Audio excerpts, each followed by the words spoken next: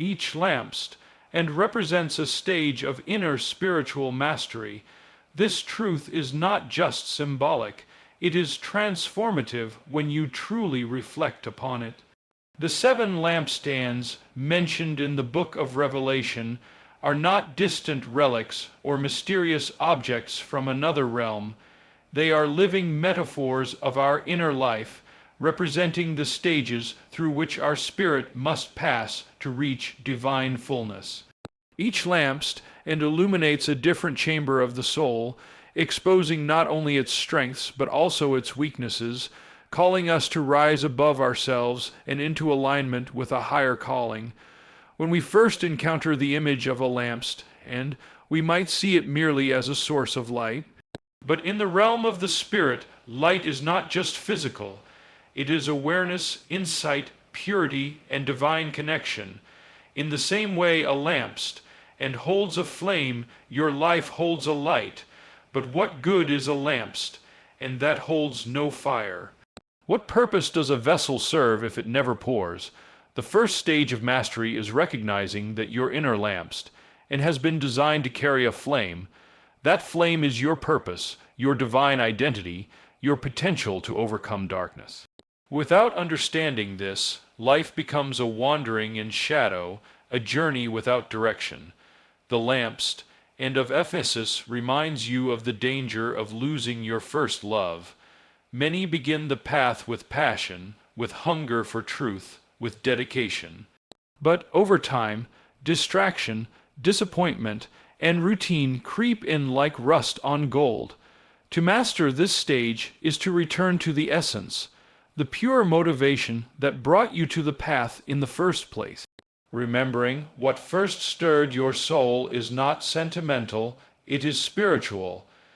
It reignites the fire when it begins to fade. Every master returns to the beginning again and again, not to repeat, but to remain grounded. The lampstand of Smyrna teaches you about suffering and faithfulness. It reveals that spiritual mastery is not about escaping hardship, but remaining faithful through it. You will face pressure, rejection, betrayal, and pain.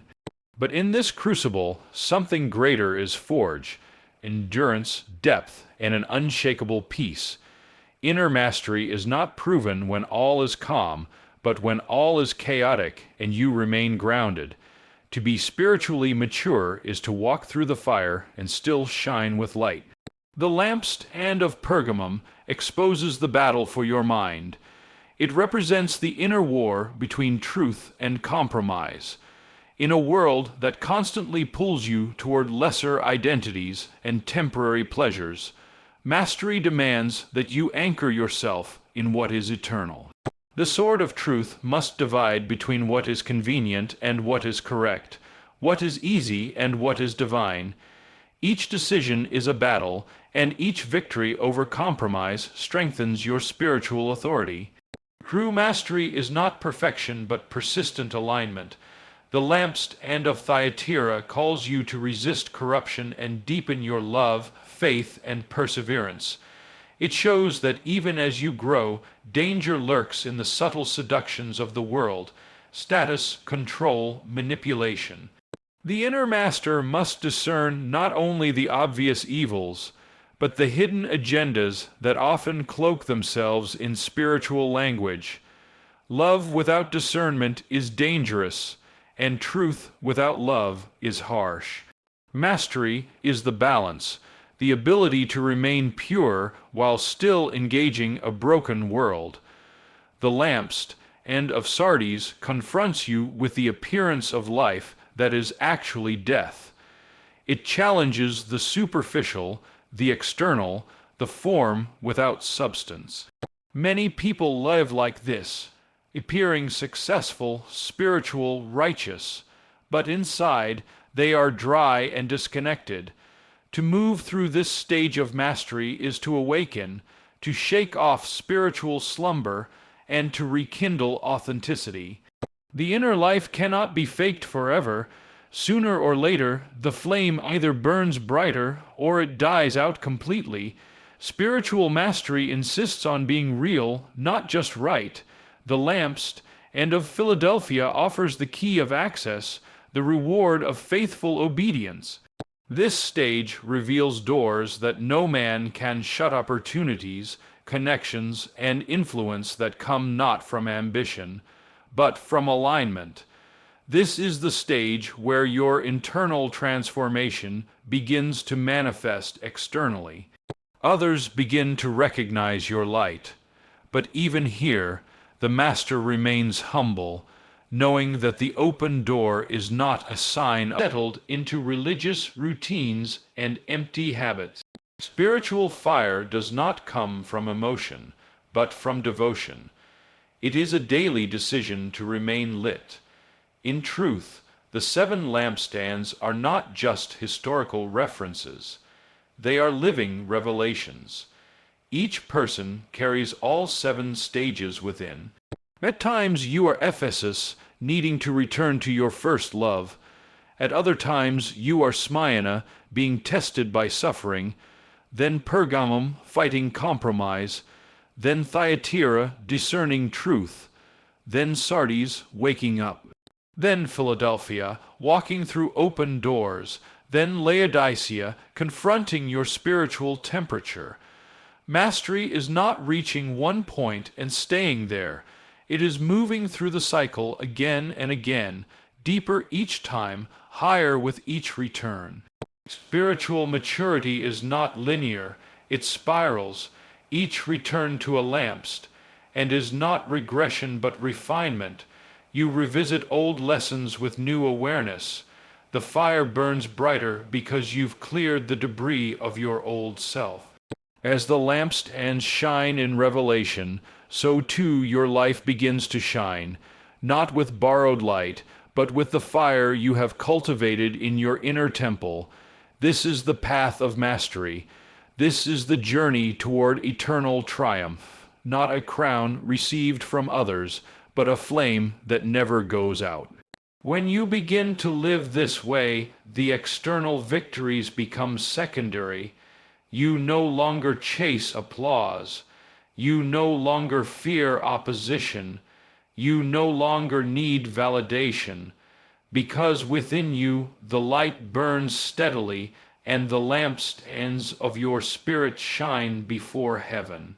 This is not just survival, this is sacred, this is eternal triumph. Victory begins with self-examination, not external action. This truth is often overlooked in a world obsessed with doing, proving, and performing. We are conditioned from early on to believe that results come from effort, that change begins with movement, that breakthrough starts with action.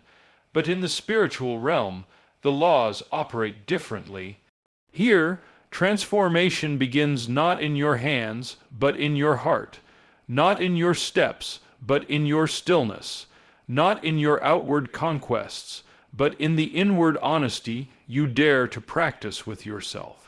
The journey to true victory always begins with a mirror, not a battlefield. Self-examination is not a one-time event. It is a daily discipline. It is the consistent practice of looking within, searching the motives behind your actions, the thoughts behind your decisions, and the emotions behind your reactions. It means slowing down enough to ask, why did I speak that way? Why did I make that choice? What am I truly seeking right now? These questions are not meant to induce guilt, but to invite growth. Without reflection, we risk becoming performers in our own lives, saying the right things, doing the right things, yet disconnected from the core of who we are becoming. Most people skip self-examination because it is uncomfortable. It reveals weakness, it exposes inconsistencies, it forces you to see parts of yourself that don't align with the image you project. But this very discomfort is what makes it so powerful. The light of truth stings before it heals. The moment you stop running from your shadows is the moment you begin to reclaim your power. It is in facing yourself that you begin to transform yourself, and only transformed people can experience lasting victory. External action without internal clarity leads to exhaustion. You can build businesses, churches, platforms, and reputations, and still feel empty, angry, or lost. You can win arguments but lose relationships. You can gain followers but lose your soul. When your actions are disconnected from your inner truth, you create friction within your spirit. That friction turns into fatigue. But when your actions flow from a place of self-awareness and alignment, they become an extension of your peace, not a distraction from your pain. You move with purpose, not pressure. You work with joy, not just ambition. Self-examination is not about judging yourself. It is about understanding yourself. You begin to trace the patterns in your life, the cycles you keep repeating. You see where fear has masqueraded as wisdom, where pride has disguised itself as confidence, where wounds have shaped your beliefs. You begin to identify the internal agreements you've made, beliefs like "I'm not good enough," "no one can be trusted," or "I have to earn love." These silent contracts control more of your life than you realize. Until you examine them, you cannot break them, and until you break them, you cannot walk in victory. Spiritual growth demands that you become your own witness, not your own critic, but your own observer. You watch your emotions rise and fall without being consumed by them. You recognize your triggers and trace them to their roots. You admit your flaws without being defined by them. This is not weakness. This is wisdom. This is maturity. This is the beginning of mastery. To know others is insight, but to know yourself is strength. And victory belongs to the strong. In the quiet of self-examination, you discover what truly matters. You realize how much time you've spent chasing approval instead of pursuing purpose. You become aware of the noise you've allowed into your life, the voices, opinions, and distractions that drown out your inner guidance. You start to disconnect from the need to perform and reconnect with the need to be real. You shift from asking, "How do I look?" to "Who am I becoming?" From "What do they think?" to "What does God see?" From "Am I enough?" to "Am I aligned?" These shifts change everything. They bring peace where there was pressure, clarity where there was confusion, and power where there was performance. Self-examination also opens the door to humility. You stop pretending to have all the answers.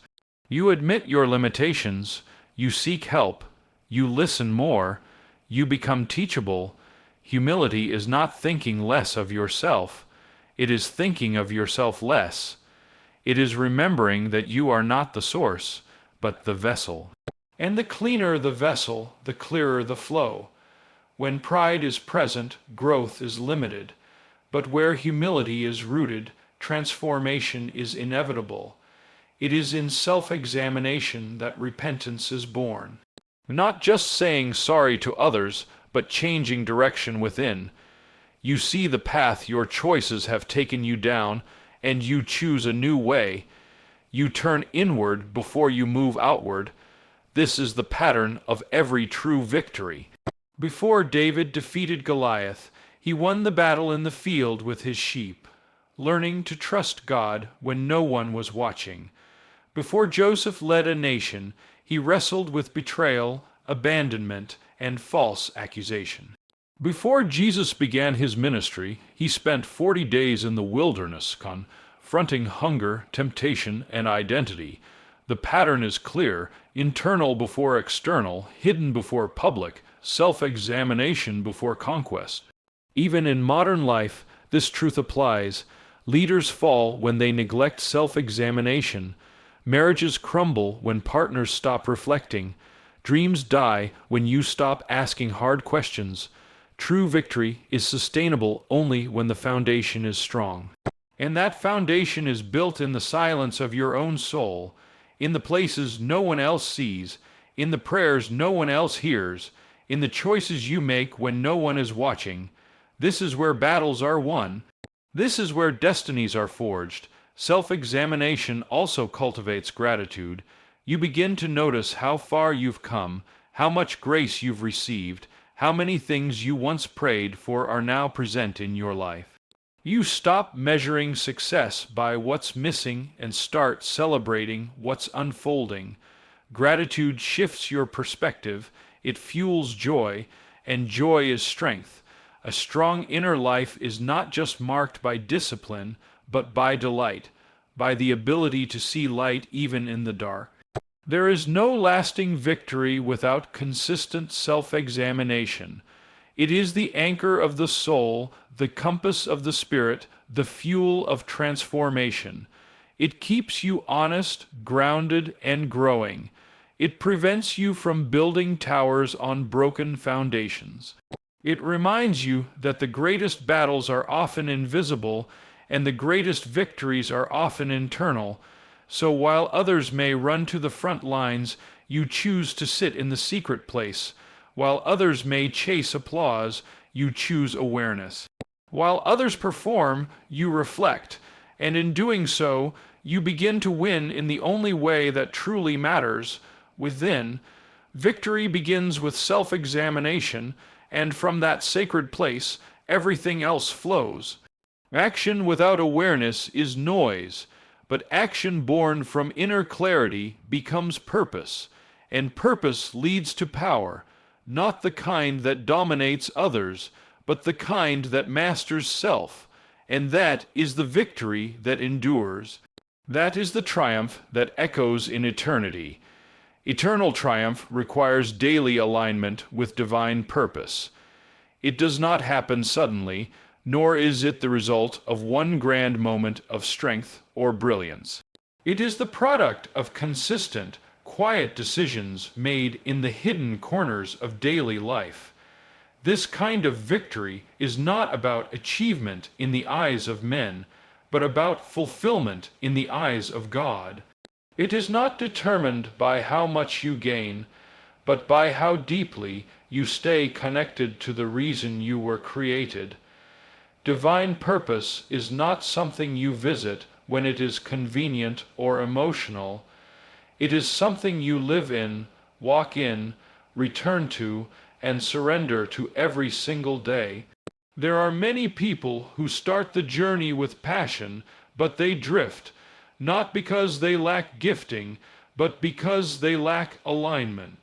Just like a vehicle can have fuel but still move off course if the wheels are not aligned, your life can be full of energy and ambition, yet still veer into frustration and confusion without alignment to divine purpose. Alignment is not just about avoiding wrong paths, it is about walking in power and peace on the right one. Divine purpose is not hidden, it is not distant, it is within reach, but only for those who are willing to slow down, to listen, and to obey in the small things.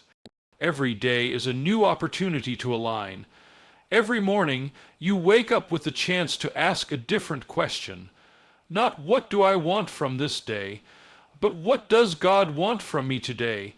That question changes your mindset. It shifts your actions. It purifies your motives. Alignment happens in those decisions that no one sees. It is choosing integrity when shortcuts are easier. It is choosing forgiveness when offense feels justified. It is saying no to what feels urgent so you can say yes to what is truly important. Alignment is built in the quiet disciplines, in the repeated return to what you know is right, even when it costs you something. When you align with divine purpose, your pace changes. You stop comparing your journey to others. You stop measuring success by worldly metrics.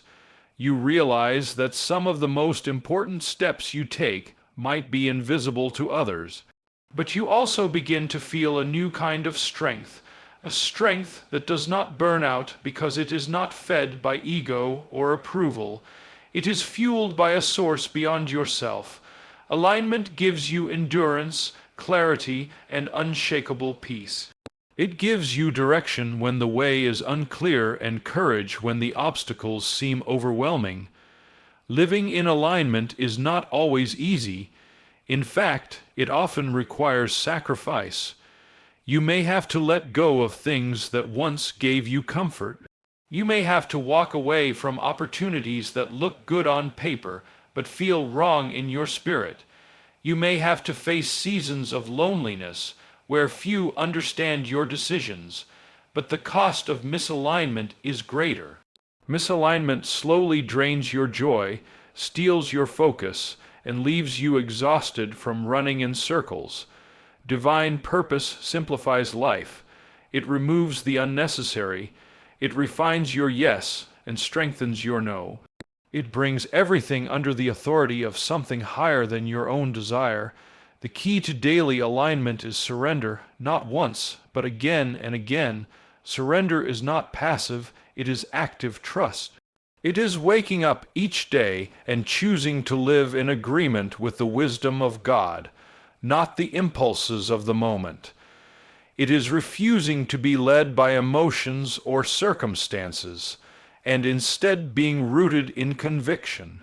It is saying, "Not my will, but yours be done," even when you don't fully understand the outcome. That kind of surrender brings deep rest, not because everything is easy, but because everything is anchored. Divine purpose is not a mystery meant to confuse you. It is a truth meant to guide you. It is revealed through prayer, through obedience, through listening, and through faithfully doing what is in front of you. Life when you are aligned, it does not mean you won't face resistance, but even in the resistance, you will feel grace. You will experience moments of confirmation that you are exactly where you need to be, doing exactly what you were born to do. And in those moments, even the sacrifices feel sacred, even the pain feels purposeful in God's presence.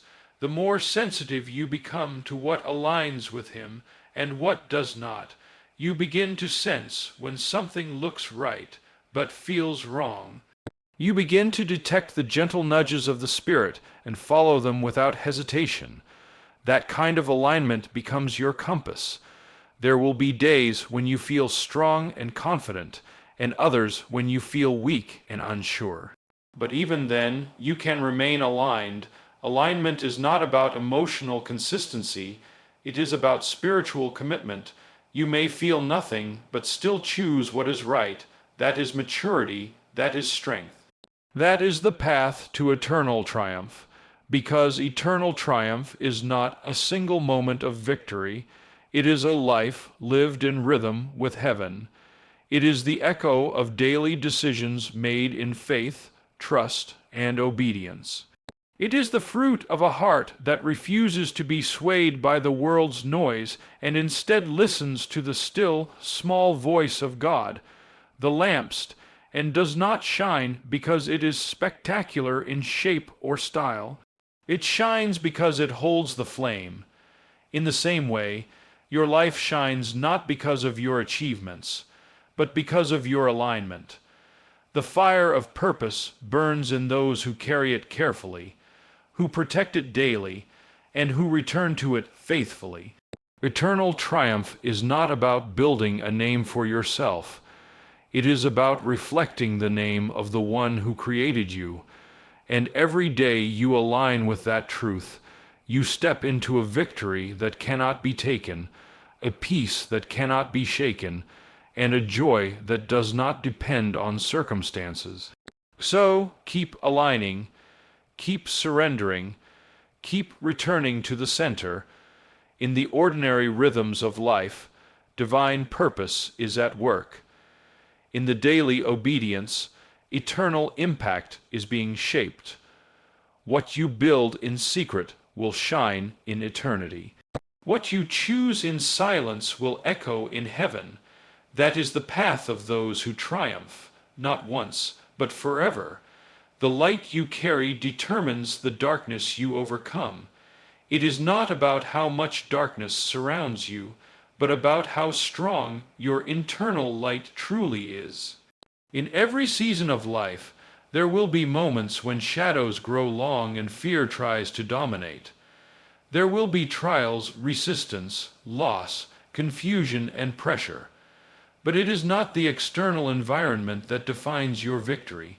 It is the internal illumination that determines whether you rise or retreat. Your light, your clarity, your conviction, your faith, your connection to truth becomes your weapon against the encroaching dark. And this light must be cultivated, protected, and intentionally nurtured, because the more light you carry within, the less power the darkness has over you. Darkness is not just the absence of physical light, it is the absence of hope, direction, identity, and truth. It manifests in depression, despair, bitterness, temptation, and confusion. It creeps into the corners of the soul where truth has not yet been fully planted. But darkness cannot win where light is present. Even the smallest flame pushes back an entire room of blackness. This is why the condition of your inner flame is critical. You do not prepare for battle on the day of war. You build the light within during the silent, unseen moments of your everyday life. The more you tend the flame, the more unshakable you become. The light you carry is not made of empty optimism or fleeting emotions. It is forged through truth, discipline, intimacy with God, and courageous obedience. Each time you choose truth over comfort, your light grows stronger. Each time you forgive when it hurts, your flame grows brighter. Each time you walk in humility, resist temptation, or hold onto faith in the middle of uncertainty, the intensity of your internal light increases. You begin to carry not just borrowed fire from others, but a light born of your own surrender and relationship with God. It is easy to mistake external light for internal strength. You can be surrounded by success, applause, and influence, and still feel hollow inside. True light is not a performance, it is presence. It is not image, it is essence. And when you have it, people may not always be able to describe what they see in you, but they will feel it. Light carries weight. It calms storms, it cuts through chaos, it comforts the broken and exposes the counterfeit. And most importantly, it gives you the authority to walk confidently through places that once intimidated you. There are seasons in life when you will be called to walk through valleys, seasons of loss, waiting, rejection, silence. These seasons will test your light. They will ask if your faith is real or borrowed. They will reveal whether you are sustained by circumstances or by something deeper. But if the light within you is alive, you will not be destroyed. You may bend, but you will not break. You may cry, but you will not be crushed. The light will lead you when nothing else can, and in time, that same light becomes a guide for others lost in the dark. One of the greatest responsibilities of carrying light is the call to guard it. Not everything deserves your attention. Not every voice deserves your agreement. Not every environment is safe for your flame. If you place fire next to water, the flame dies.